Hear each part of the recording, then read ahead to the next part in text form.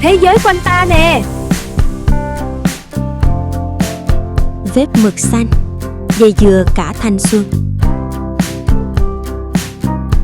Người ngồi trước, người ngồi sau, chỉ cách nhau một chiếc bàn học, nhưng đôi khi lại là khoảng cách của cả một thời thanh xuân.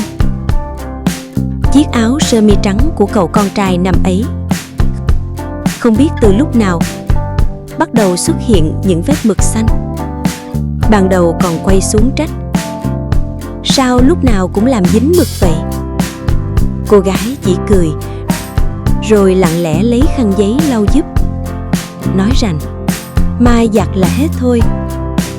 Cậu trai không biết, có những vết mực chỉ cần một lần giặt là sạch, nhưng cũng có những vết mực theo người ta đi suốt rất nhiều năm. Ngày ấy, khoảng cách gần nhất giữa hai người chỉ là lúc truyền nhau cây bút, mượn quyển tập, hay cúi xuống nhặt giúp một cục tẩy rơi. Mọi rung động đều rất nhẹ, nhẹ như nắng cuối giờ học, nhẹ như cơn gió lùa qua cửa sổ, nhẹ như mùi giấy mới trên trang vở. Không ai nói thích ai, không ai hứa hẹn điều gì, chỉ có những lần vô tình chạm mắt, rồi cả hai đều vội quay đi. Ngày nào cũng vậy, cô gái luôn ngồi phía trước, cậu con trai luôn ngồi phía sau. Nhìn mái tóc khẽ lay theo gió, nhìn chiếc nơ đồng phục, nhìn bàn tay nhỏ đang cầm cụi ghi bài. Có những tiết học dài đến vô tận, nhưng cũng có những năm tháng trôi nhanh đến mức chưa kịp nói gì đã phải chia xa. Mùa thi đến, tiếng ve bắt đầu nhiều hơn, phượng đỏ kín cả khoảng sân trường. Ai cũng bận rộn với sách vở, với những ước mơ, với những ngã rẽ của riêng mình. Chiếc áo trắng năm ấy vẫn còn vết mực xanh, nhưng chẳng ai còn để ý, bởi ai cũng nghĩ sau kỳ thi sẽ còn gặp lại, sau mùa hè sẽ còn gặp lại, sau này nhất định sẽ còn gặp lại. Thế nhưng có những lời hẹn chỉ tồn tại trong tuổi trẻ.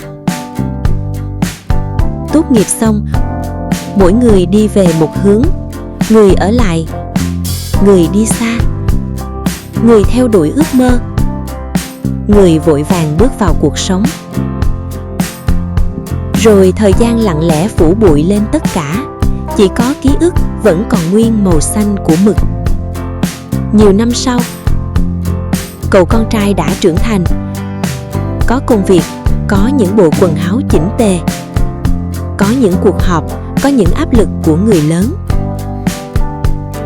Một hôm vô tình mở chiếc hộp cũ, bên trong vẫn còn chiếc áo sơ mi trắng, ở vai áo vẫn thấp thoáng một vết mực đã nhạt màu.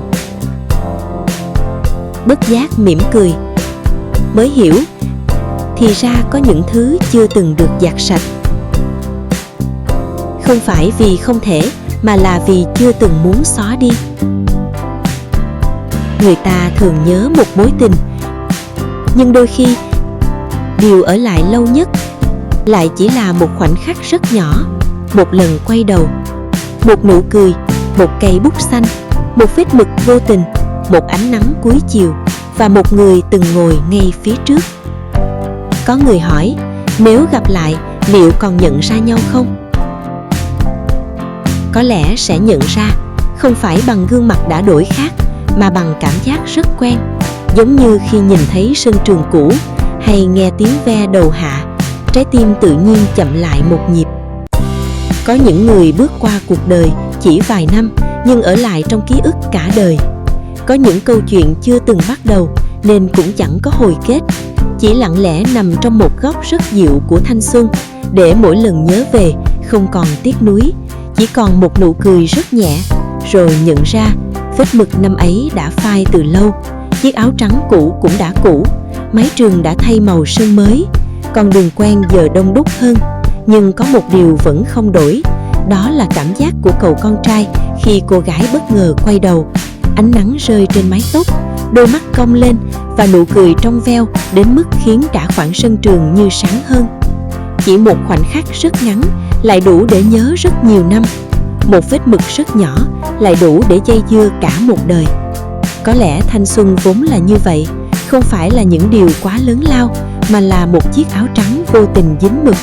Một người ngồi trước, một người ngồi sau, một lần quay đầu và một nụ cười, đủ để trái tim cất giữ suốt những tháng năm rất dài, cho đến khi tóc đã điểm bạc, vẫn nhớ rõ màu mực xanh của ngày hôm ấy, như nhớ về một mùa hè chưa thực sự kết thúc và một người chưa thực sự rời khỏi ký ức.